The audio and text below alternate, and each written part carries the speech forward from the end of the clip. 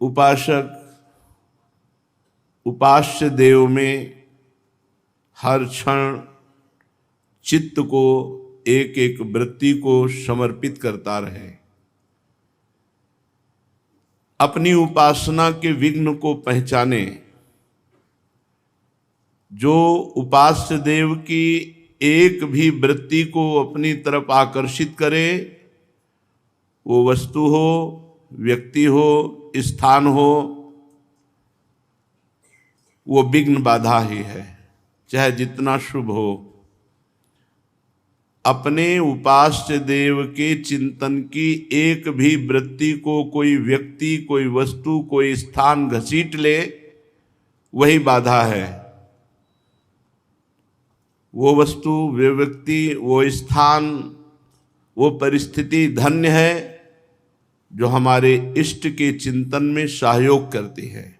हमारी वृत्तियां इष्ट में जाकर के समर्पित होती हैं, वो धन्य हो गया।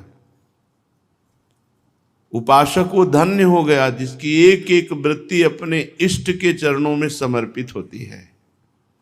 हमारा पूरा जीवन इसी बात के लिए है कि हम वो कर्म करें, हम वो विचार करें, हम वो बोलें, हम वो सुने, वो देखें जो हमारे प्रीतम की प्राप्ति करा सके, जो हमारे अनंत जन्मों से भटकने का कारण कामना, वासना, स्पृहा, तृष्णा, इनसे बचा सके। वही सुनना है, वही देखना है, वही बोलना है, वही चिंतन करना है, वही करना है, जिससे इस जन्म में हमें भगवत प्राप्ति हो जाए। श्रीपाद प्रबोधानंद जी महाराज कह रहे हैं, हे भाई, मैं कुछ उपदेश कर रहा हूं, बहुत ध्यान पूर्वक सुनना, ये मेरी प्रार्थना है। श्रीपाद कह रहे हैं, रे लोका उपदिश्यतेति कृपया किंचिन्मया श्रूयताम सर्वार्थान सहसा द्रुतान यदि महा आश्चर्यापिता निशथ निर्मर्याद विचित्र शक्तिभिरः स्वक्षंद खेलम सदा श्री वृंदावनमस्ति तद्ब्रज सकृदाधेश्वरी निर्भयम। हे समस्त लोकों के शरीरधारी प्राणियों, मैं कुछ उपदेश कर रहा हूं, मेरी प्रार्थना है ध्यान देकर सुनिए। श्रीपाद प्रबोधानंद जी महाराज कह रहे हैं, कृपया किंचिन्मया श्रूयताम, थोड़ा ध्यान दे करके सुनिए, मैं आपको उपदेश कर रहा हूं। श्रीपाद प्रबोधानंद जी कह रहे हैं क्या? सर्वार्थान सहसा द्रुतान यदि महाश्चर्यापिता निशथ। धर्म, अर्थ, काम, मोक्ष, ये चार पुरुषार्थ शास्त्रों में वर्णन किए गए हैं। धर्म के द्वारा यदि अर्थ कमाया जाए तो उससे जो पवित्र कामनाएं होंगी, उन कामनाओं की पूर्ति होते ही हमें भोगों से वैराग्य हो जाएगा। शर्त है धर्म के द्वारा कमाए हुए भोग सामग्री से, अर्थ से जो कामनाएं उत्पन्न होती है बड़ी पवित्र होती है। धर्मयुक्त कामनाओं का सेवन करने वाला मोक्ष पद का भागी होता है। यदि अधर्म से पैसा कमाया जाए, अधर्म से भोग सामग्री एकत्रित की जाए, तो उससे जो कामनाएं होती बड़ी अमंगल और अपवित्र होती है, और पूरे परिवार में विध्वंस बुद्धि प्रकट हो जाती है। विध्वंस बुद्धि, राग, द्वेष, ईर्ष्या, जलन, कलह, अशांति। ये जिन लोगों को भ्रम है कि हम घूस लेकर के, नाना प्रकार से अधर्म युक्त पैसा लेकर के बड़े अरबपति बन जाएंगे, बड़े सुखी हो जाएंगे, भ्रम में न रहें। हमारा पुरुषार्थ तभी सिद्ध होगा जब पहले धर्म युक्त होगा। हम सुख के लिए, शांति के लिए, आनंद के लिए यदि विपरीत मार्ग में गए, अधर्माचरण करके धन कमाया, अधर्माचरण करके पद का दुरुपयोग किया, तो जो अधर्म से धन आएगा, सामग्री आएगी, वो अशांति, शोक, दुख पैदा करेगी। पक्का मानिए। एक जमींदार की बात करें, गुरु आश्रम में थे, पूर्व संन्यास आश्रम के पहले नैष्ठिक ब्रह्मचर्य आश्रम में। वहाँ उन्होंने, अब लगभग 40 वर्ष पहले की बात होगी, बहुत महंगी गाड़ी ली। बड़े हर्ष मना रहे थे आश्रम में जब आए, नारियल फोड़ रहे हैं, लड्डू बट रहे हैं बड़े, और ये सब दूसरों का खून चूस चूस करके बड़ी गाड़ी ली थी। अकेला लड़का, वहां से ढूढ़ी घाट पड़ता है गंगा जी का, वहां किनारे पूजन आदि करने के लिए वहां भी जाने। तो रास्ते में ही बैलेंस बिगड़ा गाड़ी का, वैसे खंडक में गिरी, किसी को चोट नहीं आई, वही अकेला लड़का पधार गया। 1 घंटे बाद खबर आई, हाहाकार मच गया। अधर्म का पैसा दूसरों को दुख देकर, जो खून चूस कर, जैसे ऐसे जो धन एकत्रित करता है, वो परिवार विध्वंसक होता है। कहीं अधर्म के द्वारा कमाई से शांति, सुख, आनंद की अनुभूति हो सकती है? नहीं। श्रीपाद कह रहे हैं, ऐ शरीरधारियों, मैं उपदेश कर रहा हूं, आप कृपा करके मेरा थोड़ा उपदेश सुन लीजिए। ये पुरुषार्थ धर्म पहले है, फिर अर्थ है, फिर कामनाओं की पूर्ति, फिर मोक्ष पद की प्राप्ति। ये हमारा पुरुषार्थ है। यदि हम पहला ही गलत कर दिया, नींव ही गलत हो गई, तो पूरा महल गिर जाएगा। अधर्म के द्वारा कमाए हुए धन सामग्री से अपवित्र, अमंगलमयी कामनाएं उत्पन्न होती हैं और वो दुर्गति को प्राप्त होता है, मोक्ष को नहीं। धर्म के द्वारा कमाई हुई संपत्ति से पवित्र कामनाएं होती हैं, जो मोक्ष पद का अभिलाषी बनता है, मोक्ष पद का अधिकारी बनता है।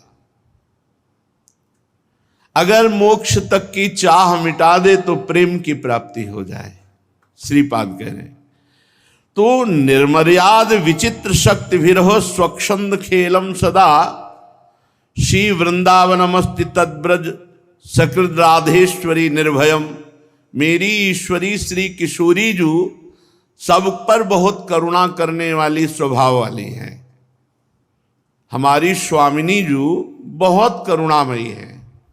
सहज स्वभाव पर्यो नवल किशोरी जू को मृदुता, दयालुता, कृपालुता की राशि है। आप सोच नहीं सकते कितनी दया है हमारी स्वामिनी जू के हृदय में। दया ही दया की समुद्र है, करुणा की समुद्र है, कृपा की समुद्र है। और सामर्थ्य तो अनंत ब्रह्मांडों के स्वामी श्री लाल जो जिनके अधीन हैं, उनकी सामर्थ्य की महिमा क्या वर्णन करे। जो विविध शक्तियों के रूप में अपने अंश से प्रकाशित हैं, उन स्वामिनी जी की महिमा का क्या वर्णन करें। ऐसी स्वामिनी जी यहां विराजमान है। श्रीपाद करें, मैं उपदेश कर रहा हूं, ध्यान से सुनो। यदि तुम निर्भय होना चाहते हो, परम सुखी होना चाहते हो, आनंद में मगन होना चाहते हो, आवागमन चक्र से मुक्त होना चाहते हो, तो एक बार वृंदावन आओ। यहां हमारी स्वामिनी जो विराजमान है, जिनका स्वभाव ही है करुणा में, दया में, वात्सल्य में। श्री वृंदावन मस्ति तद ब्रज, जो श्री वृंदावन धाम है, यहां एक बार आ जाओ, एक बार सत्संग सुनो बैठकर इस रज में। महारानी जी की कृपा होगी, आपका जीवन बदल जाएगा। जीवन बदल जाने का मतलब नहीं कि आप अरबपति बन जाएंगे। जीवन बदल जाने का मतलब है आप कुमार्ग से हट करके सतमार्ग में चल देंगे और सतमार्ग में चलने वाला ही सुखी होता है, शांत होता है, आनंदित होता है, सद्गति को प्राप्त होता है। अहो वृंदारण्योज्ज्वल मदन गोपाल वदनोल लसच्चंद्रालोका द्वत किमिहि लोका विरमत अयम मूर्धात्यद्धा शकलयल सिद्धा बुदयता मुपायानां पंचस्वपि च पुरुषार्थेषु परमः। हे मानवगण, श्री वृंदावन में मदन मोहन, मदन गोपाल उज्जवल प्रेम रस की वर्षा कर रहे हैं। ये ब्रजधाम प्रेम धाम है। इसमें भी श्रृंगार रस, महामाधुर्य रस ये बरसता रहता है। अहंकार की छतुरी लगाए हैं इसलिए भींज नहीं रहे। अहंकार ये देहाभिमान गलित हो जाए तो अभी प्रेम में भींज जाए। मदन गोपाल के सुंदर मुख चंद्र का अवलोकन करके यदि प्रेम रस में नहीं डूबे, वंचित रहे, तो तुमने मानव जीवन प्राप्त करके क्या लाभ ले लिया? प्रश्न है श्रीपाद का। यदि तुमने मानव जीवन में मदन गोपाल के मुख चंद्र की मुस्कुराहट नहीं देखी, तुमने क्या प्राप्त कर लिया? स्त्री, पुत्र, मकान, धन, संपत्ति, जहां तुम्हारी श्वास रुकी सब यहीं पड़ा रह जाएगा। अगर भगवत साक्षात्कार नहीं किया तो तुमने क्या किया मनुष्य जीवन में?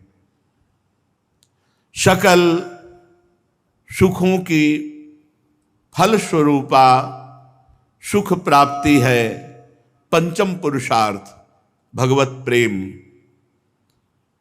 प्रभु के लिए रोना, प्रभु के लिए तड़पना, प्रभु के लिए ही जीवन धारण करना। धन्य है जिनका जीवन प्रभु के लिए है। अपने लिए जीवन तो सब जी रहे हैं, प्रभु के लिए कौन जी रहा है? जो प्रभु के लिए जी रहा है धन्य उसका जीवन। अपने लिए तो सब रो रहे हैं, प्रभु के लिए कौन रो रहा है? प्रभु के लिए कौन विकल हो रहा है? जो प्रभु के लिए रो रहा है, प्रभु के लिए विकल हो रहा है। ये मोबाइल भगवान ने सबके विचार ही बदल दिए।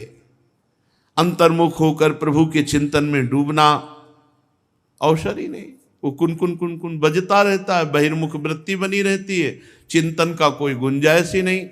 जहाँ सर्वात्मना न विसृजेत बहिरिंद्रियाणि, जहाँ आदेश है महापुरुषों का कि अपनी इंद्रियों को बहिर्मुख ना होने दिया जाए, अंतर्मुख। तो ये मोबाइल जिनके पास है वो बातें चाहे जितनी बनावे, विश्वास कीजिए अंतर्मुख होने का समय नहीं। हाँ, जो ऐसे प्रयोग करते हैं आवश्यकता के अनुसार प्रयोग, इसके बाद बंद, तो बात अलग है।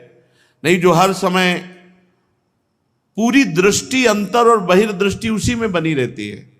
ये कैसी रचना की है माया ने भजन का अपहरण करने के लिए। थोड़ा सद्गुण रख दिए हैं, अगर सद्गुण न रखती तो कोई स्वीकार ही ना करे। इसलिए आवश्यक होता है फोन करना, आवश्यक होता है, बहुत से कार्य अब मोबाइल से होते हैं। हाँ ठीक है।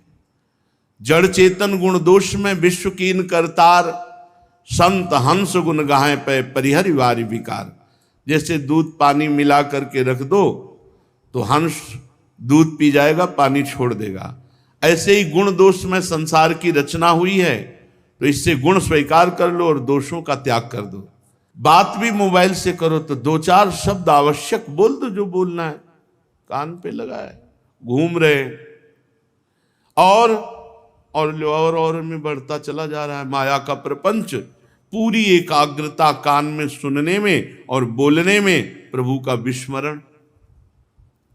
और कहीं बुद्धि भ्रष्ट हो गई तो इधर उधर की बातें देखकर और मन मलिन। मन मलिन। बहुत सावधान। माया भगवान की है, किसी और की नहीं। आप भगवान के हैं, किसी और के नहीं। दोनों को इस खेल में बराबर सामर्थ्य दिए भगवान ने। मम माया तो ममई वांशो। अब खेलो इस खेल में। आपको माया पर विजय प्राप्त करनी है। आपको इस संसार में रहते हुए जित संग दोषा होना है। किसी भी वस्तु व्यक्ति स्थान का दोष आपके ऊपर सवार होकर भगवान से विमुख कर दे, ऐसा नहीं होना चाहिए। आपके हृदय की धारा अखंड रूप से प्रियालाल के स्मरण में जाए तब तो ठीक, नहीं तो नहीं ठीक है। तो हम उन उपासकों से प्रार्थना करते हैं जिनका भगवान की कृपा से परमार्थ लक्ष्य बन गया है। इस मोबाइल रूपी शत्रु से बचिए। बहुत सी इसमें आत्मघाती वृत्तियां हैं। आत्मघाती, बहुत सावधानी की जरूरत है। हम उपासकों से प्रार्थना करते हैं, जब आप प्रभु से मिलने के लिए चलें तो आपको किससे फोन से बात करनी है। जिनको सेवाएं हैं तो गुरु कृपा से उनको बल मिला है। जिनको सेवाएं नहीं, आप कृपा करके मोबाइल अगर जरूरत भी हो तो छोटा वाला ले लीजिए। बहुत से ऐसे मनोरंजक सीरियल, दृश्य, बहुत से ऐसे फंसाने वाली बातें आती हैं जो आपको नष्ट कर देंगी। साधक उन्हीं से बचने के लिए तो एकांत सेवन करता है। मोबाइल पास है तो नष्ट कर देगा। बहुत सावधान। कोई बिरला ऐसा साधक होगा जो जित संग दोषा हो। भगवत प्राप्ति के लिए विषय भोग का चिंतन, ये सबसे ज्यादा घातक बात है। और जब तक भगवान की कृपा से आनंद की अनुभूति नहीं होती तब तक मन विषयों में ही सुख खोजता है। निज सुख बिन मन होई की थीरा। जब तक आत्मानंद का अनुभव नहीं होता, परमात्म सुख नहीं मिलता, तो मन इन्हीं भोगों में जाता है। स्त्री शरीर, पुरुष शरीर, ये वस्तु वो वस्तु, इन्हीं में भागता है। अब हमारे को अवसर मिला कि हम इनको घसीट करके मन और इंद्रियों को प्रभु में लगाएं। बड़ा कठिन। एकांत केवल प्रभु के लिए, व्यवहार केवल प्रभु के लिए, तभी तो आप प्रभु के शरणागत माने जाएंगे। आपका व्यवहार तो व्यवहार है ही, एकांत भी प्रपंच है, तो क्या आप आत्मानंद लेंगे? फिर यही वृत्तियां भागेंगी संसार की तरफ। तो हे मानवगण, उज्जवल मदन गोपाल की मुस्कुराहट नहीं देखी तो क्या देखा? यार, जिंदगी में सब कुछ देख रहे हो, एक बार भगवान को भी तो देखने की इच्छा करो। जिसने इस जगत को बनाया वो कैसा है? जो हमारा अंशी है, हम जिनके अंश हैं, वो कैसा है? एक बार तो मन में लालसा जागृत करो। और उसके लिए भजन, जब तक भजन नहीं तब तक लालसा नहीं जागृत होगी। उत्तम भजन, उत्तम भजन, अन्य कोई कामना नहीं, एकमात्र केवल प्रभु की चाह। अति शीघ्र सफल हो जाओगे यदि वृंदावन आ गए हो, सत्संग मिला है, और एक लालसा जागृत कर लो, कब मैं प्रभु को देखूं, और फिर इस लालसा से भजन करो तो बहुत जल्दी, श्रीपाद कह रहे, बहुत जल्दी तुम्हें भगवत साक्षात्कार हो जाए। भगवान जानते हैं हृदय की तड़पन को।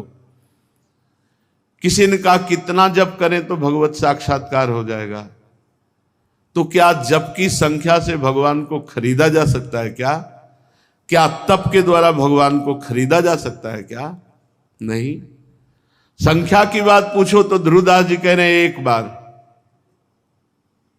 एक बार जिन नाम ली शर्त है, हित सो होए अति दीन, प्रेम में भरकर अत्यंत दैन्यता पूर्वक एक बार जिसने पुकारा, ताको संग न छाणही, ध्रुव अपनों कर लीन। दर्शन की तो बात जाने दो, कह रहे उनका संग नहीं छोड़ते, सदा सदा के लिए अपना लेते।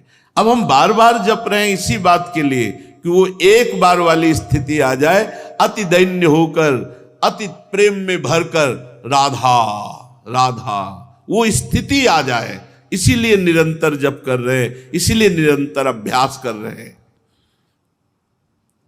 हे जीवो अये मदन मोहनो धसित वक्त चंद छटा शुद्धौग कृत सेचनम कुरुत लोचनम जन्मिनः अमंदरस मंदिरे तदति लुब्ध मुग्धेन्दिरे सुतप्त मति निर्वृतिम नयत मंक्षु वृंदावने। अरे जीवो, एक बार मदन गोपाल की हंसी देख लो, फिर कुछ और देखने की इच्छा ही नहीं रहेगी। अये मदन मोहनत धसित वक्त चंद छटा, जिस समय प्रभु श्री कृष्ण चंद्र जी मुस्कुरा देते हैं, बड़े बड़े परमहंस बिक गए इनकी मुस्कुराहट में। कृष्णात् परम किमपि तत्व हम न जाने। और सोचो, ऐसे श्री कृष्ण जिनकी मुस्कुराहट में निर्तन भ्रकुटि बदन अंबुज मृदु सरस हास मधुबूलन, तो अति आसक्त लाल अली लंपट बस कीन्हे बिनु मोलन। बिना मोल के लालजू बसीभूत हो गए लाडली जू की मुस्कुराहट में। कैसी होंगी हमारी श्यामा जू? कभी इच्छा करो उनके दर्शन करने की, उनसे मिलने की। लक्ष्मी को भी मोहित करने वाले मनोरम महारस भंडार श्री वृंदावन में नृत्य कर रहे हैं। मदन मोहन, तुम आ जाओ वृंदावन, श्रीधाम वृंदावन का आश्रय ले लो और खूब भजन करो। एक बार इनको देख लोगे तो जन्म मरण के चक्र से छुट्टी पा जाओगे। ये काम क्रोध लोभ मोह मद मत्सर जलाते रहते, इनके जाल से मुक्त हो जाओगे। महासुख, अभी उस महासुख का आप अनुभव ही नहीं, कल्पना ही नहीं, भावना ही नहीं। अरे जहां किंचन मात्र कोई शोक, कोई जलन, कोई दुख, कोई अशांति, कोई चाह, कोई कामना, कोई भय नहीं, वो महासुख। एक बार भगवत प्राप्ति के लिए कमर कशो, एक बार मैं भगवान को देखना चाहता हूं, ऐसी भावना करो। देखो, प्रहलाद जी ने श्री भगवान को देखा। भगवान अपना वरद हस्त प्रहलाद जी के ऊपर रखे हुए। प्रहलाद जी ने भगवान की जब स्तुति की तो श्री नरसिंह भगवान बड़े प्रेम में भर करके प्रहलाद जी से कह रहे, मैं बहुत प्रसन्न हूं और मेरा प्रसन्न होना ये बड़ा दुर्लभ है, वरदान मांगो। प्रहलाद भद्र भद्रम ते प्रीतो हम ते सुरोत्तम वरम वृणी स्वाभिमतम काम पूरोष्म्य हम नृणाम। प्रहलाद, तुम्हारा परम कल्याण हो। दैत्य श्रेष्ठ, मैं तुम पर बहुत प्रसन्न हूं। तुम्हारी जो इच्छा हो मांग लो।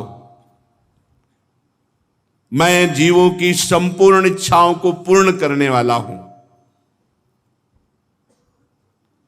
माम प्रीणत आयुष्मन दर्शनम दुर्लभम ही में दृष्ट्वा माम न पुनर्जंतु रात्मानम तब तुमर्हति। आयुष्मान, मुझे प्रसन्न कर लेना सहज नहीं है। भगवान को प्रसन्न कर लेना सहज नहीं है। क्यों? क्योंकि किसी वस्तु, किसी पदार्थ, इन सबसे प्रसन्न नहीं होते। उन्हें चाहिए अपनापन, प्रेम, और जीव अपनापन, प्रेम शरीर और भोगों में दिए, इसलिए बहुत कठिन है। मेरा दर्शन मिलना बहुत कठिन है। क्यों कठिन है? क्योंकि भोगों में ही इतना सुख लग रहा है कि भगवान से मिलने की किसी की इच्छा ही नहीं, ईमानदारी से इच्छा नहीं। इच्छा ही भगवत प्राप्ति कराती है। प्रबल इच्छा, उसी समय भगवान का साक्षात्कार। जिस समय गोपी जन प्रबल इच्छा करके रोने लगी, रुरुदुः सुस्वरम राजन, कृष्ण दर्शन लालसा, प्रभु के दर्शन की लालसा से उच्च स्वर में रोने लगी हृदय से। तो तासा महावीर भूत छौरी स्मय मान मुखाम्बुजा, पीताम्बर धरा सृगवी साक्षात मनमथ मनमथा। उसी समय उन्हीं के बीच में भगवान प्रकट हो गए, करोड़ करोड़ कामदेव को भी मूर्छित कर देने वाले महान सौंदर्य रूप में। भगवान कह रहे हैं मेरा दर्शन बहुत कठिन है। क्यों कठिन है? बहुत सरल है।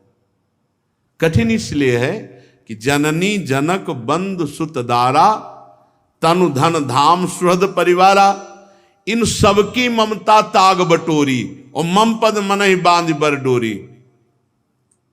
ये बहुत कठिन है, इसीलिए भगवत दर्शन कठिन है। मां की ममता, पिता का प्यार, भाई का प्यार, घर की आसक्ति, शरीर की आसक्ति, स्त्री की आसक्ति, पुत्र की ममता, ये सब बटोर करके और प्रभु के चरणों में लगा दो, अभी दर्शन हो जाएंगे। यही बटोरना कठिन है। इसीलिए गुरुदेव भगवान की महिमा प्रकाशित है। जो हम जन्म जन्म में नहीं बटोर सकते, वो ऐसे चंद दिनों में बटोर देते हैं। चंद दिनों में हमारे सब ममता की जितनी रस्सियां हैं वो सब बटोर कर प्रभु के चरणों में लगा देते हैं। बलिहारी गुरु आपने गोविंद दियो मिला। बलिहारी है, उन्होंने हमारी सारी ममता समेट कर प्रभु के चरणों में कर दी। तो मेरा दर्शन बहुत कठिन है, भगवान कह रहे हैं, परंतु जब मेरा दर्शन हो गया, अब फिर उसके हृदय में कोई ताप, कोई चाह, कोई कामना नहीं रह जाती। मैं समस्त मनोरथों को पूर्ण करने वाला हूं, इसलिए सभी कल्याणकामी परम भाग्यवान साधुजन कोई कामना न करके जितेंद्रीय होकर समस्त वृत्तियों से एकमात्र उपाय करते हैं मुझे प्रसन्न करने का, मेरे दर्शन पाने का। भगवान ने कहा कि वरदान मांग लो, क्योंकि मेरा दर्शन समस्त कामनाओं को पूर्ण करने वाला है। प्रहलाद जी तो बड़े महाभागवत। प्रहलाद जी ने कहा माम माम प्रलोभयोत्पत्त्या सक्तम कामे सुतैर्वरैः तत्संग भीतो निर्विण्णो मुमुक्षस्त्वामुपाश्रितः भृत्या लक्षण जिज्ञासुर्भक्तं कामेष्वचोदयत् भवान संसार बीजे सुहृदय ग्रंथिषु प्रभु। प्रभु, मेरा जन्म दैत्य कुल में हुआ है, असुर कुल में, और असुर कुल जन्म से ही भोगों में रत। तो शायद इसीलिए आप मुझे कह रहे हैं कि वरदान मांग लो, पर प्रभु मैं भुलावे में आने वाला नहीं हूं। ये महान भागवत है। भगवान से कह रहे अब ये भुलावे में डालने वाली बातें मत करो प्रभु, की वरदान ले लो, ये लुभायमान बातें। हाँ, मैं मानता हूं असुर कुल में जन्म हुआ है और जन्म से असुर भजन विमुख होकर भोगों में लगे रहते हैं, तो शायद इसीलिए आप कह रहे हैं वरदान मांगिए। मैं उन भोगों के संग से डरकर, उनमें होने वाली तीव्र जलन से डरकर आपकी शरण में आया हूं, और आपके चरणों की शीतलता छोड़कर अब फिर वही भोग मांगू आपसे? नहीं नहीं, मैं भुलावे में आने वाला नहीं। भगवान, मुझमें भक्त के लक्षण हैं या नहीं, शायद यही जानने के लिए आप वरदान मांगने की बात कही है। क्योंकि जो आपका भक्त होता है वो आपसे कोई और वरदान मांगने की इच्छा कर ही नहीं सकता। शायद आप यही देखने के लिए पहला तो कहा कि मेरा असुर कुल में जन्म हुआ है, असुर जन्म से ही भोगों में रत रहते हैं, शायद इसलिए आपने वरदान मांगने की बात कही। दूसरी बात कही कि मैं भक्त हूं या नहीं, शायद या देखने के लिए आपने वरदान की बात कही। प्रभु ये जितने विषय भोग हैं ये हृदय को मलिन करते हैं। जितनी बार आप विषयों का सेवन करेंगे उतने आपका हृदय गंदा होता चला जाएगा, और ये जन्म मरण के चक्र को पुष्ट करते हैं भोग। इसलिए जगत गुरु, परीक्षा के सिवा मुझे तो कोई कारण नहीं दिखता। आप मुझसे बोल रहे हैं कि वरदान मांग लो, तो मुझे लगता है आप मेरी परीक्षा ले रहे हैं, क्योंकि आप परम दयालु हैं और अपने भक्त को भोगों में फंसाने वाले वरदान की बात कैसे कह सकते हैं आप। प्रभु, आशासानो न वै भृत्यः स्वामिन्या शिष्यात्मनः न स्वामी भृत्यतः स्वाम्य मिच्छन् योराति चाशिषः। जो सेवक होकर के स्वामी के सुख की बात ना देकर अपने सुख की चाह करे, धिक्कार है ऐसी सेवकाई को।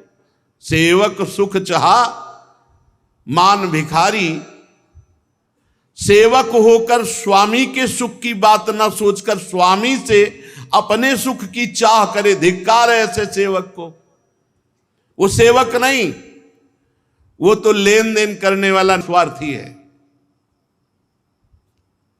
और जो स्वामी से अपनी कामनाओं की पूर्ति नहीं चाहता, निष्काम सेवक, वो स्वामी के सुख के लिए सोचता है। तो प्रभु, मैं आपका निष्काम सेवक हूं, आपसे मुझे किंचन मात्र कोई सुख लेने की आकांक्षा नहीं, और आप मेरे निरपेक्ष स्वामी हैं।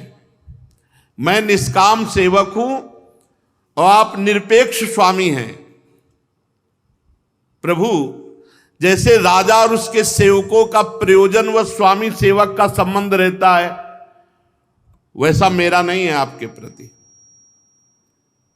कि भाई सेवक राजा की सेवा की और मनमानी भोग सामग्री प्राप्ति की, जय हो महाराज। मैं ऐसा नहीं हूं। मैं आपका निष्काम सेवक हूं और आप निरपेक्ष मेरे स्वामी हैं। पर आपने कहा वरदान मांगो तो स्वामी की आज्ञा का पालन करना चाहिए। यदि स्वामी की ऐसी इच्छा है कि वरदान दें, तो मुझे मुंह मांगा वरदान दीजिए। ये वरदान दीजिए कि मेरे हृदय में कभी कोई कामना ही उदित न हो, तो आपकी आज्ञा का पालन भी हो गया। आपने कहा वरदान मांगो, तो ये वरदान दीजिए कि मेरे हृदय में कभी कोई कामना ही ना उत्पन्न हो। क्या मांगा? प्रभु, ये कामना नष्ट कर देती है जीव को। जिसके हृदय में भोगों की कामना होती, तो उसकी इंद्रियां, मन, प्राण, देह, धर्म, धैर्य, बुद्धि, लज्जा, श्री, तेज, स्मृति, सत्य, ये नष्ट हो जाते हैं। भोगों की कामना होते ही इंद्री, मन, प्राण, देह, धर्म, धैर्य, बुद्धि, लज्जा, श्री, तेज, स्मृति, सत्य, सब के सब क्षीण हो जाते हैं। कमल नयन, जिस समय मनुष्य, बहुत ध्यान देने योग्य बात, अपने मन में उठने वाली कामनाओं का परित्याग कर देता है, बहुत सुंदर बात, बहुत सुंदर बात।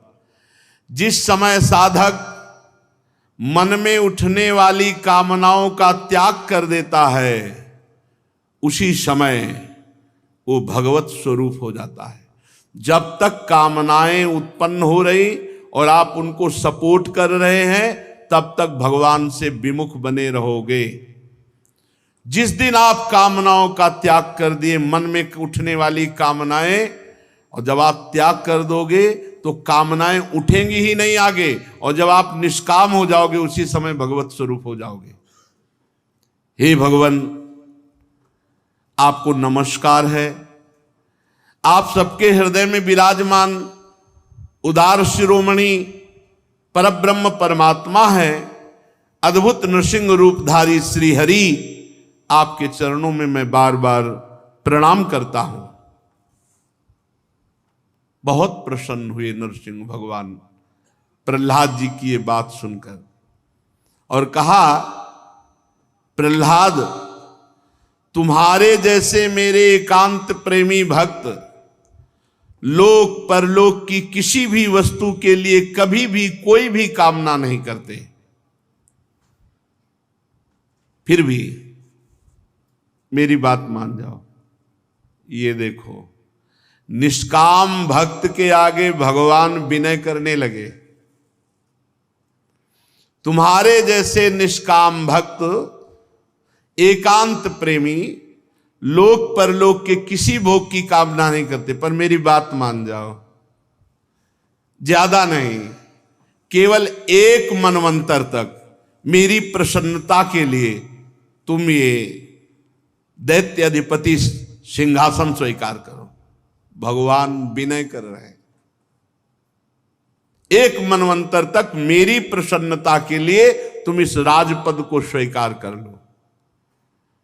समस्त प्राणियों के हृदय में समस्त यज्ञों के भोक्ता श्री भगवान हैं। श्री भगवान आदेश कर रहे हैं, तुम ये भोग स्वीकार कर लो मेरी प्रसन्नता के लिए। तुम मेरी लीला कथा सुनते रहना, सबके हृदयों में मैं विराजमान हूं ये देखते रहना, समस्त कर्म मेरे को अर्पित करते रहना और अपने प्रारब्ध कर्म का क्षय करके तुम मेरे नित्य धाम को प्राप्त होगे। ये भगवान आदेश कर रहे हैं। भगवत प्राप्त महापुरुष भी भगवान की लीला कथा सुनते हुए, सब में भगवान का भाव करते हुए, सारे कर्म भगवान को समर्पित करते हुए अपने प्रारब्ध को भोगने की बात भगवान बोले। प्रारब्ध कर्म को भोग लो, सुखद या दुखद जैसा आवे। इसीलिए बड़े बड़े संत अपने प्रारब्ध को भोगते, क्योंकि भगवान की आज्ञा है प्रारब्ध कर्म को भोग लो। यहां ये नहीं कहा कि जाओ मैं तुम्हारे प्रारब्ध कर्म का नाश कर दूंगा। भगवान ने कहा तुम अपने प्रारब्ध कर्म को भोग लो, प्रारब्ध क्षय हो गया, बस हमारे धाम आ जाओगे। भोगों के द्वारा पुण्य कर्मों के फल और निष्काम पुण्य कर्मों के द्वारा पाप नाश करते हुए समय पर जब तुम्हारा शरीर छूटेगा तब तुम मेरे नित्य धाम के वासी हो जाओगे। बड़े बड़े भक्तजन, बड़े बड़े देवता ऋषिगण तुम्हारी पावन कीर्ति का गान करेंगे। तुम्हारे द्वारा की हुई मेरी इस नरसिंह स्तुति का जो कीर्तन करेगा, श्रवण करेगा, जो कहेगा और सुनेगा, वो तुम्हारी तरह ही कर्म बंधनों से मुक्त होकर मेरे परम धाम को प्राप्त होगा। प्रहलाद जी ने कहा, प्रभु जब आपने कहा कि मेरी प्रसन्नता के लिए एक मनवंतर का राज्य भोगो, तो अब मेरे हृदय में एक बात और आ गई है कि मेरा पिता आपका द्रोही, आपकी निंदा करने वाला, आपका द्रोह करने वाला, तो प्रभु मुझे लगता है चराचर जगत के गुरु आपकी जो निंदा करता है, आपकी जो अवहेलना करता है, वो दुर्गति को प्राप्त होता है। दीनबंधु ऐसा हृदय कहता है कि आपके कर कमल का स्पर्श और आपकी दृष्टि पड़ गई, इसलिए वो परम पवित्र हो चुके हैं। फिर भी मेरे हृदय में एक बात आ रही है कि वो आपसे द्रोह करते थे, आपकी निंदा करते थे। तो दीनबंधु, इस दुस्तर माया से मेरे पिता का उद्धार हो जाना चाहिए, क्योंकि जो आपकी निंदा द्वेष करता है उसकी दुर्गति पक्की है। प्रभु आप मेरे पिता को क्षमा कर दें और उनका उद्धार हो जाए। नरसिंह भगवान ने कहा, प्रहलाद तुम्हारे पिता, अरे तुम्हारे पिता क्या तुम्हारे अगर 21 पीढ़ियां पितरों की होती ना, सो तर जाती। भगवान कह रहे, श्री भगवान कह रहे, त्रिशप्त भी सात्विक 21, त्रिशप्त भी पिता पूता पितृभी सा तेन घ। तुम्हारे जैसा पुत्र पैदा हो जाए जिस कुल में, तो 21 पीढ़ियां भगवत प्राप्त हो जाती। त्रिशप्त भी पिता पूता पितृभी सा तेन घ। निष्पाप प्रहलाद तुम्हारे पिता, अरे पिता की तो बात जाले, चूंकि 21 पीढ़ियां है ही नहीं। ब्रह्मा जी, कश्यप जी, हिरणाक्ष हिरण्यकश्यप, प्रहलाद जी। निष्पाप प्रहलाद तुम्हारे पिता परम पवित्र, 21 पीढ़ियां तुम्हारे पितर होते तो सब के सब परम पद में विराजमान होते। क्योंकि तुम्हारे जैसा कुल को पवित्र करने वाला बालक जिस कुल में हो जाए वो कुल धन्य हो जाता है। सो कुल धन्य उमा सुन जगत पूज्य सुपनीत। धन्य है जिनके घरों में भजन करने वाले बालक प्रकट हुए। वो माता माता है, नहीं तो मनमानी आचरण करने वाले, पशुवत आचरण करने वाले, आसुरी प्रवृत्ति वाले बहुत है। लेकिन मां कहलाने का सर्व सौभाग्य उसी को जो देशभक्त, भगवत भक्त, समाज भक्त, ऐसा नाम प्रसंग कहे तो उपदेश जाया धर्म धन्य सो देश, धन्य सु कुल जय जन्म भयो, धन्य सु तात धन्य सो माए, संतत सकल सुनो चितलाए, श्री हरिवंश प्रताप जस। धन्य है वो कुल, धन्य है वो माता, धन्य है पिता, धन्य है वो गांव, धन्य है वो देश जिसमें भगवान का नाम जापक भक्त पैदा हो जाए। तुम्हारे जैसा पुत्र कुल को पावन करने वाला होता है। मेरे शांत समदर्शी यत्र यत्र च मद भक्ता प्रशांता समदर्शिनः साधवा समुदाचारास ते पूयन्त्यपि कीकटाः। मेरे जो शांत हैं, समदर्शी हैं, सदाचार का पालन करने वाले भक्त जन हैं, चाहे अपवित्र कीकट स्थान क्यों न हो, अगर वहां भी रहते तो परम पावन हो जाता है। प्रहलाद मेरे भक्ति भाव से जिनकी सारी कामनाएं नष्ट हो गई हैं, जो सब में भगवत भाव करते हैं, छोटे बड़े किसी भी प्राणी से द्रोह नहीं करते, ऐसे जो भक्तों के अनुयायी होते हैं वो सब मेरे परम पद को प्राप्त होते हैं। ऐसे भक्त और ऐसे भक्तों के अनुयायी वो सब मेरे परम पद को प्राप्त होते हैं। पर इन्हीं वचनों की तो वकालत है, इन्हीं वचनों की वकालत है। ऐसे जो भक्त होते हैं और ऐसे भक्तों के जो अनुयायी होते हैं, हम ऐसे नहीं हैं, पर हम ऐसे बड़ों के हैं, इसलिए हमें विश्वास है कि हम सबकी भगवत प्राप्ति होगी। क्योंकि हमारे में सामर्थ्य नहीं है, पर हम सामर्थ्यवानों के हैं, हम सामर्थ्यवानों के हैं। श्री हरिवंश शरण जे आए, श्री वृषभानु कुंवर नंदन निज कर अपनी चिट्ठी चढ़ाए। पड़ोसी के बेटे से गलती हो जाए तो बहुत बड़ी नजर आती है, और अपने बेटे की बहुत बड़ी गलती भी तिनके के समान लगती है। ये वात्सल्य का प्रभाव है, वात्सल्य। और वात्सल्य समुद्र प्रभु जन गुण प्रभु मान नकाऊ, दीन बंधुवती मृदुल स्वभाव। यहां स्वयं प्रभु कह रहे हैं, संसार में जो भक्ति भाव से युक्त है, जिनकी सारी कामनाएं नष्ट हो गई,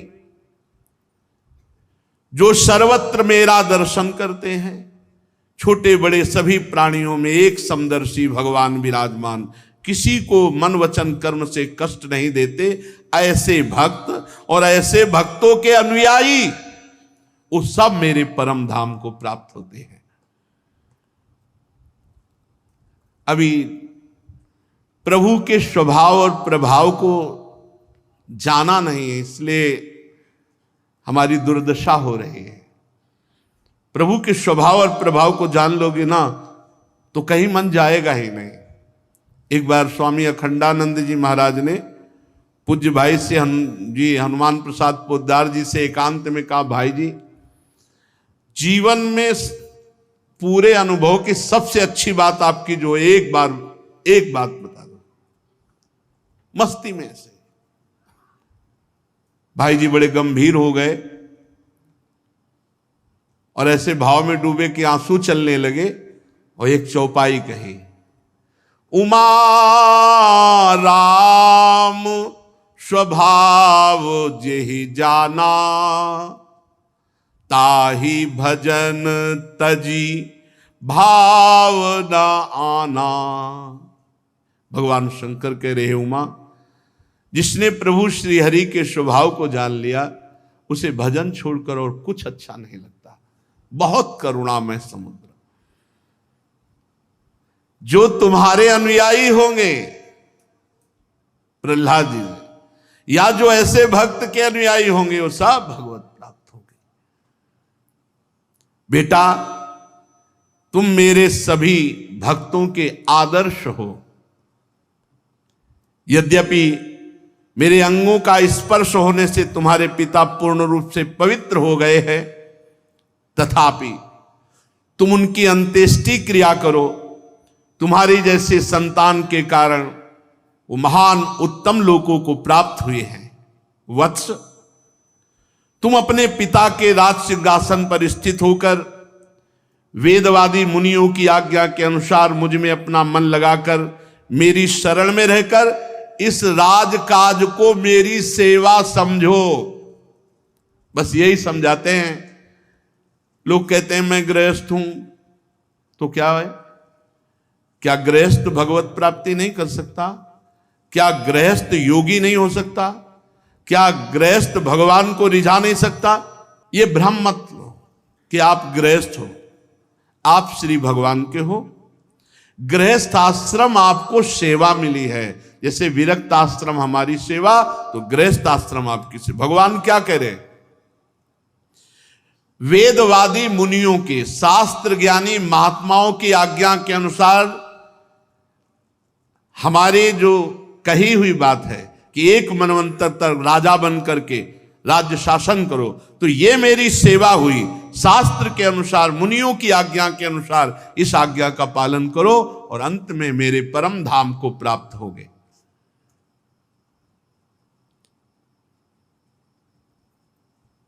नारद जी कहते हैं, युधिष्ठिर भगवान की आज्ञा के अनुसार प्रहलाद जी ने अपनी पिता की अंत्येष्टि क्रिया की। इसके बाद श्रेष्ठ ब्राह्मणों ने प्रहलाद जी का राज्याभिषेक किया।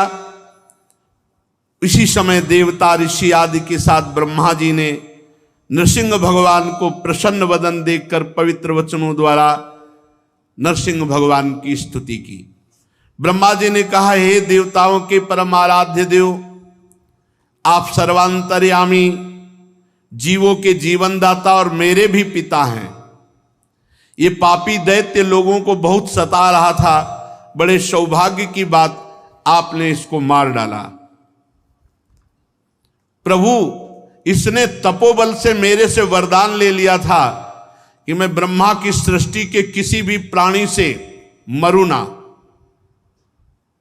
ये इतना मतवाला हो गया था कि इसको लग रहा था कि अब कोई मुझे मार ही नहीं सकता। तपस्या, योग और बल के कारण उच्छृंखल होकर इसने वेद विधियों का उच्छेद कर दिया था। काल बड़ा बलवान है। कोई शरीराभिमान में आके सोचे कि मेरा क्या बिगाड़ लेगा, वो मिनटों में आपको नष्ट कर, मिनटों में ऐसे गिरते चले गए, सर्वनाश हो गया। ये दैत्य सोच रहा था ब्रह्मा जी की सृष्टि में कोई मारने वाला है ही नहीं, क्योंकि वरदान ले लिया, आप कौन मारेगा? और इसको पता नहीं था कि सर्वशक्तिमान भगवान कर तुम अकर तुम अन्यथा कर तुम, हर वरदान के बीच की जगह निकाल ली। घर के भी भीतर न मरूं बाहर न मरूं तो डेयरी में बैठ गए, ना मनुष्य से मरूं न पशु से मरूं, ब्रह्मा की बनाई सृष्टि से मरूं। तो प्रभु ने आधा शरीर नर हो आधा शरीर सिंह, जीव से मरूं ना निर्जीव से मरूं। तो प्रभु ने दोनों दिखा दिए कि जीव निर्जीव बीच की स्थिति नाखून की होती है, फाड़ के फेंक दिया। दिन में ना मरूं रात में, संध्या के समय, हर वरदान।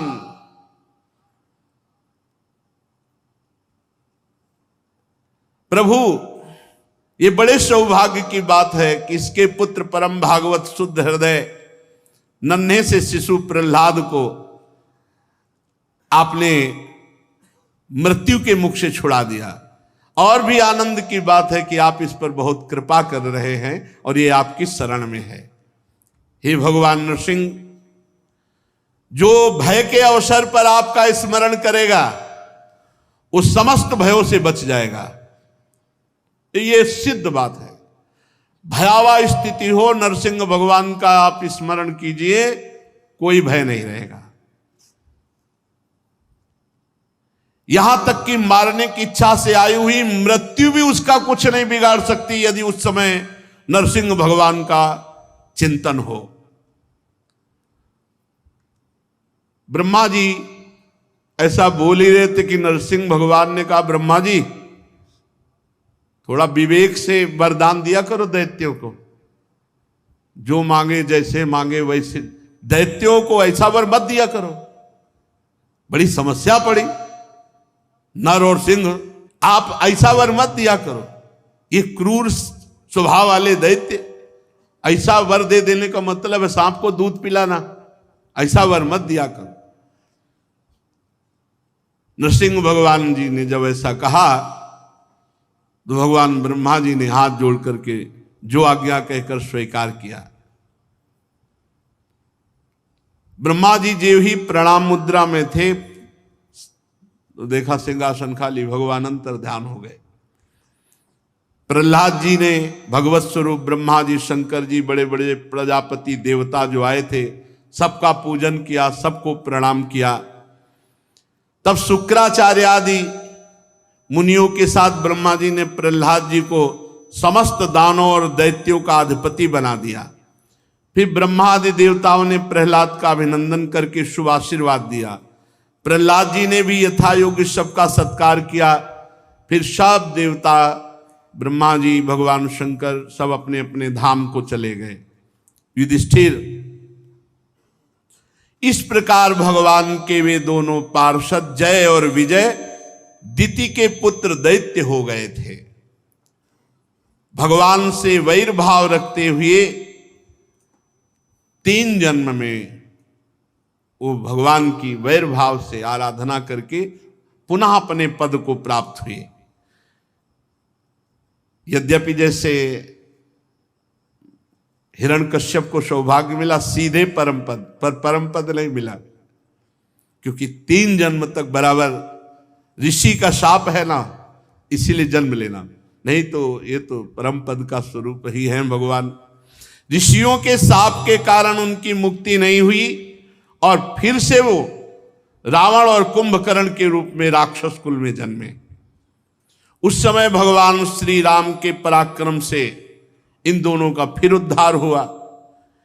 युद्ध में भगवान राम के बाणों से उनका हृदय विदीर्ण हुआ और वो भगवान का स्मरण करते हुए अपने शरीर को छोड़ा।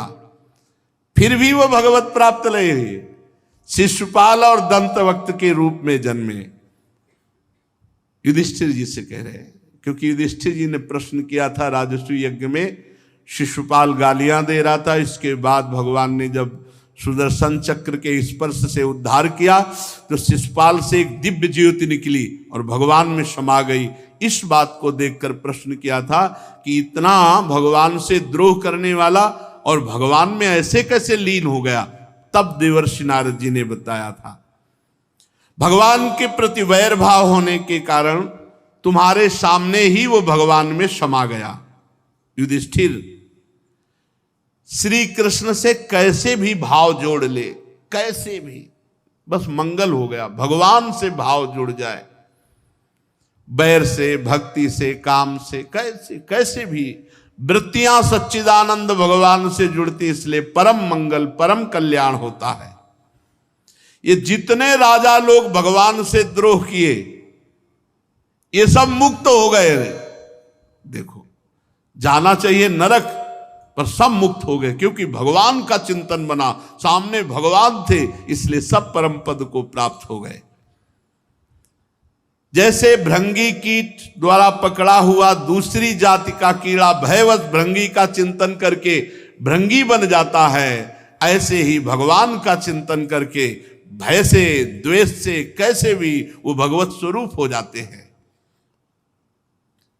जिस प्रकार भगवान के प्यारे भक्त अपनी अनन्य भक्ति के द्वारा भगवान का चिंतन करके भगवान को प्राप्त होते हैं, वैसे ही ये शिशुपाल आदि नरपति भी वैर भाव से भगवान का अनन्य चिंतन करके भगवान को प्राप्त हुई, वैर भाव से। युधिष्ठिर, तुमने पूछा था कि भगवान से द्वेष करने वाले शिशुपाल को सारूप्य मोक्ष की प्राप्ति कैसे हुई, तो उसका उत्तर मैंने तुम्हें दे दिया। ब्रह्मण्य देव परमात्मा भगवान श्री कृष्ण का ये परम पवित्र अवतार चरित्र है। इसमें हिरणाक्ष और हिरण्यकश्यप इन दोनों दैत्यों के वध का वर्णन है। इस प्रसंग में भगवान के परम भक्त प्रहलाद जी का पावन चरित्र, भक्ति, ज्ञान, वैराग्य एवं संसार की सृष्टि स्थिति प्रलय के स्वामी भगवान श्री हरि के यथार्थ स्वरूप, उनकी दिव्य गुण एवं लीलाओं का वर्णन है। इस आख्यान में देवता और दैत्यों के पदों में कालक्रम से जो महान परिवर्तन होता है, उसका भी निरूपण किया गया है। जिसके द्वारा भगवान की प्राप्ति होती है, उस भागवत धर्म का भी वर्णन है। अध्यात्म के संबंध में सभी जानने योग्य बातें इस प्रसंग में कही गई। भगवान के पराक्रम से पूर्ण इस प्रहलाद और नरसिंह भगवान के पावन चरित्र को जो श्रद्धा से गान करेगा या सुनेगा, वो निश्चित कर्म बंधनों से मुक्त हो जाएगा। अपने को क्या चिंता है? संसार से मुक्त होने की चिंता नहीं, संसार का चिंतन न होने पावे इस बात की चिंता है। निरंतर भगवान का चिंतन, मुक्त तो है। अपने रोज भगवत चर्चा कर रहे हैं, धाम वास कर रहे हैं, प्रभु का चरणामृत पी रहे हैं, प्रभु का नाम जप कर रहे हैं, मुक्ति की भी मुक्ति है। हमें संसार का चिंतन न हो, ये सावधानी रखनी है। हर समय अपने प्रभु के चिंतन में रहे। जो मनुष्य परम पुरुष परमात्मा की नृसिंह लीला, सेनापतियों सहित हिरण्यकश्यप का वध, संत शिरोमणि प्रहलाद जी का पावन प्रभाव एकाग्र मन से सुनेगा, कहेगा, वो भगवान के अभय पद वैकुंठ धाम को प्राप्त होगा। युधिष्ठिर, इस मनुष्य लोक में तुम लोगों के भाग्य अत्यंत प्रशंसनीय हैं। क्यों? क्योंकि तुम्हारे घर में साक्षात परब्रह्म परमात्मा मनुष्य रूप धारण करके गुप्त रूप से निवास कर रहे हैं। इसी से सारे संसार को पावन करने वाले बड़े बड़े ऋषि मुनि बार बार उनका दर्शन करने के लिए चारों ओर से तुम्हारे घर आया करते हैं। बड़े बड़े महापुरुष निरंतर जिनको ढूंढते रहते हैं, जो माया के लेस से रहित परम परमानंद अनुभव स्वरूप परब्रह्म परमात्मा हैं, वो तुम्हारे ममेरे भाई बनकर, प्रिय हितैषी बनकर, पूज्य बनकर, कभी कभी आज्ञाकारी बनकर, कभी गुरु बनकर, वो श्री कृष्ण तुम्हारे बीच में रह रहे हैं। युधिष्ठिर, आज तक भगवान ब्रह्मा और भगवान शंकर भी अपनी बुद्धि लगा करके ये हैं और इतने हैं, ये नहीं निश्चय कर पाए। ये हैं और इतने ही हैं, इसलिए भगवान अनंत हैं और वेद भी नेति नेति कहते हैं। फिर हम तो कर ही कैसे सकते हैं? हम तो बस इससे प्रभु को प्रसन्न करते हैं। ध्यान दीजिए, हम तो बस इससे भगवान को प्रसन्न कर सकते हैं। क्या? मौन, भगवान की भक्ति और संयम। इसी पूजा से हम भगवान को प्रसन्न करते हैं। देवर्षि नारद जी कह रहे, ये काम की बात है। मौन रहो। और भगवान की भक्ति का स्वरूप क्या है? देवर्षि नारद जी एक सूत्र में कहते हैं, तदर्पिता अखिलाचारिता तद विस्मरणेन परम व्याकुलतेति। हर आचरण भगवान को समर्पित करो और इतना तन्मय रहो भगवान की स्मृति में कि थोड़ा भी विस्मरण होने पर व्याकुलता आ जाए। तो हम मौन, भक्ति और संयम, इससे हम अपने भगवान को प्रसन्न करते। यही हमारी पूजा है। इसी से भक्त वत्सल भगवान प्रसन्न हो। युधिष्ठिर, सबके एकमात्र आराध्य देव यही हैं, चाहे आप कृष्ण कहो चाहे काली कहो, चाहे जो नाम लो, यही सब बने हुए हैं, दूसरा कोई नहीं है। प्राचीन काल में बहुत बड़े मायावी मायासुर ने जब रुद्रदेव की कमनी कीर्ति में कलंक लगाना चाहा, तब इन्हीं भगवान श्री कृष्ण ने फिर से उनके यश की रक्षा और विस्तार किया। राजा युधिष्ठिर जी ने पूछा, नारद जी, मैं दानव किस कार्य में जगदीश्वर भगवान शंकर का यश नष्ट करना चाहता था और भगवान श्री कृष्ण ने किस प्रकार उनके यश की रक्षा की, आप कृपा करके बतलाइए। नारद जी ने कहा, एक बार इन्हीं भगवान श्री कृष्ण से शक्ति प्राप्त करके देवताओं ने युद्ध में असुरों को जीत लिया, तो सब असुर मायावियों के परम गुरु मैदानों की शरण में गए। जब देवताओं ने असुरों पर विजय प्राप्त कर ली, तो सब के सब असुर मायावियों के परम गुरु मैदानों की शरण में गए। मैदानों ने कहा, हम ऐसे पुर की रचना करते हैं जिस पर देवता विजय प्राप्त नहीं कर पाएंगे। शक्तिशाली मयासुर ने सोने, चांदी और लोहे के 3 विमान बना दिए। वो विमान क्या थे? 3 पुर ही थे। इतने विलक्षण थे कि उनका कब आना हुआ, कब जाना हुआ, कितने शीघ्र से प्रकट होना, कितने शीघ्र से अंतर ध्यान हो जाना, और अपरिमित अस्त्र शस्त्र से, सामग्रियों से भरे हुए विमान। दैत्य सेनापतियों के मन में अब तो बड़ा उत्साह हो गया। मायासुर ने जो 3 पुरों की रचना की, लोकपतियों के प्रति वैर भाव था ही, उनकी याद करके तीनों विमानों के द्वारा वे छिपे रहकर सब लोगों का संहार करने लगे। जब देखा कि मारने वाला कौन है दिखाई ही नहीं दे रहा है, तीनों पुर बिजली की तरह यहां से वहां से वहां, अस्त्र शस्त्रों की वर्षा, प्रजा का नाश। अब सब लोकपाल भगवान शंकर की शरण में गए, प्रार्थना की कि प्रभु, हम सब का विनाश हो रहा है, अब आप ही रक्षा कर सकते हो।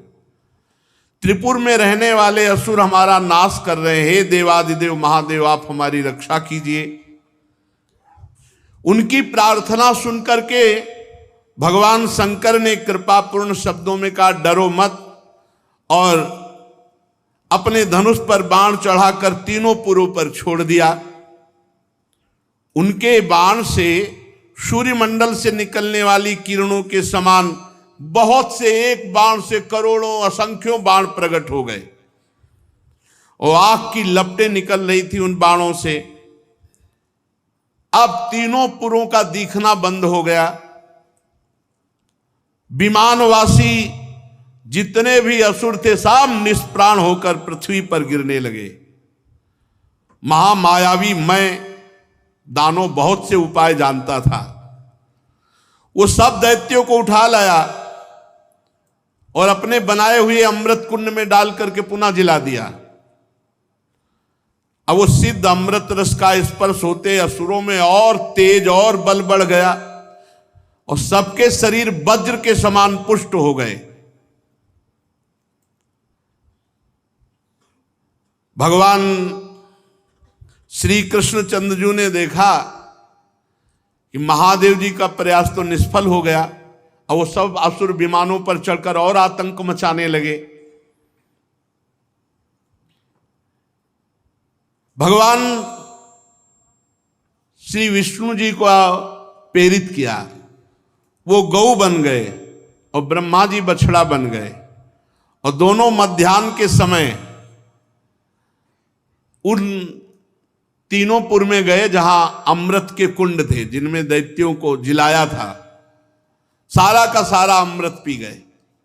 भगवान विष्णु गौ बने और ब्रह्मा जी बछड़ा बने, और जो त्रिपुर में अमृत कुंड था उसको जाकर के पी गए। यद्यपि दैत्य लोग रखवाली में थे, पर भगवान विष्णु की दृष्टि पड़ते सब बेसुध हो गए। जब उपाय जानने वालों में श्रेष्ठ मायासुर को बात मालूम हुई, तो उसने विचार किया कि भगवान श्री हरि तो बड़े सामर्थ्यशाली हैं। अमृत रक्षकों से उन्होंने कहा, भाई शोक मत करो, देवता असुर मनुष्य कोई भी प्राणी ऐसा नहीं है जो भगवान के विधान को मिटा सके। इसलिए जो होना है वही होगा, जो हरि चाहेंगे वही होगा। सबसे बड़े मायापति हरि हैं, जिनके आगे किसी की माया काम नहीं करती। मायासुर ने ऐसा कहा। इसके बाद भगवान श्री कृष्ण ने भगवान शंकर से कहा, प्रभु अब वार कीजिए, अब प्रहार कीजिए, और एक रथ का निर्माण किया। धर्म को साक्षात रथ, ज्ञान को सारथी, वैराग्य को ध्वजा, ऐश्वर्य को घोड़े, तपस्या को धनुष, विद्या को कवच, क्रिया को बाण और अन्यान्य शक्ति अन्यान्य वस्तुओं का निर्माण किया। भगवान शंकर ऐसे रथ पर विराजमान हुए। पिनाकपाणी भगवान शंकर ने अभिजीत मुहूर्त में धनुष पर बाण चढ़ाया और तीनों दुर्भेद्य विमानों को भस्म कर दिया। इसलिए एक नाम पड़ा त्रिपुर विनाशक। उसी समय स्वर्ग में दुंदुबिया बजने लगी। देवता ऋषि लोग देवादिदेव महादेव जी के ऊपर पुष्पों की वर्षा करने लगे। युधिष्ठिर इस प्रकार तीनों पुरों को भस्म करके भगवान शंकर ने त्रिपुरारि की पदवी प्राप्त की। ब्रह्मादिकों ने भगवान शंकर की स्तुति की और अपने धाम को चले गए। ये जो तुम्हें जगत गुरु भगवान श्री कृष्ण और जगत गुरु देवाधिदेव महादेव जी की त्रिपुर विनाशक लीला सुनाई, ये जो सुनेगा उसके सब संकट बाधाएं नष्ट हो जाएंगी। इसलिए निरंतर भगवान की शरण में होकर खूब नाम जप करो। नाम समस्त अमंगलों का नाश करके भगवत प्राप्ति करा देगा। और अधिक से अधिक भगवान की लीला कथाएं सुनो, जो तुम्हारे हृदय को निर्मल करके भगवान नाम जप में प्रीति प्रदान करेगा। शेष चर्चा आगे श्री